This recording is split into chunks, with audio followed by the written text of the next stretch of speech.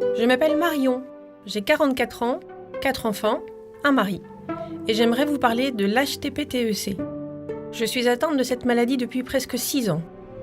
Ça a commencé pour moi le jour de Noël. On avait prévu de refaire une balade en montagne. Cette fois, je suis arrivée en haut, mais au prix d'efforts intenses. C'était laborieux. Je n'avais plus de jambes, plus de souffle. Je devais m'asseoir régulièrement, je ne comprenais pas ce qui m'arrivait. En rentrant chez moi, j'ai repris le footing, mais je n'en tirais aucun bénéfice.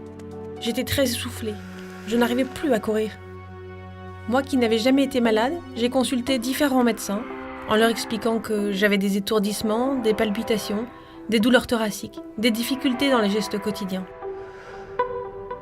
Et chacun leur tour, ils m'ont conseillé de prendre des vacances, m'inscrire dans un club de sport, perdre du poids. Il y en a même un qui m'a conseillé d'aller voir un psy. C'est très difficile d'expliquer qu'on s'inquiète juste pour un essoufflement et une fatigue. On se sent si nul. Après une errance médicale d'1 an et un scanner, on se rend finalement compte que j'ai fait plusieurs embolies pulmonaires. Et dans la foulée, on me fait une échographie cardiaque.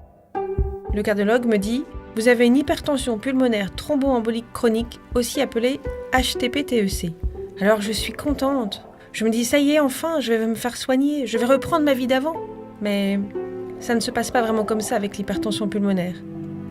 J'ai donc compris que j'avais fait plusieurs embolies pulmonaires. Et des caillots, qui se sont réorganisés, sont allés se loger dans les artères de mes poumons.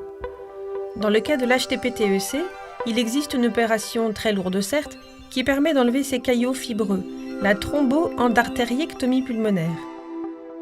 Mais pas de chance, au bout d'une semaine de nouveaux examens, j'apprends que je suis non éligible à cette opération. C'est une époque très difficile pour moi, parce que d'apprendre qu'on a une maladie grave, c'est une chose, mais de comprendre qu'elle est évolutive et incurable, c'est très difficile à admettre. Ce fut une période compliquée, mais qui n'a pas duré longtemps. Car finalement, ce sont juste mes poumons qui sont pourris, et ça ne se voit pas. Ma vie a failli être plus courte, et je veux maintenant qu'elle soit différente. J'ai donc décidé de mettre en place des stratégies avec une liste de 7 actions que je vous propose de découvrir.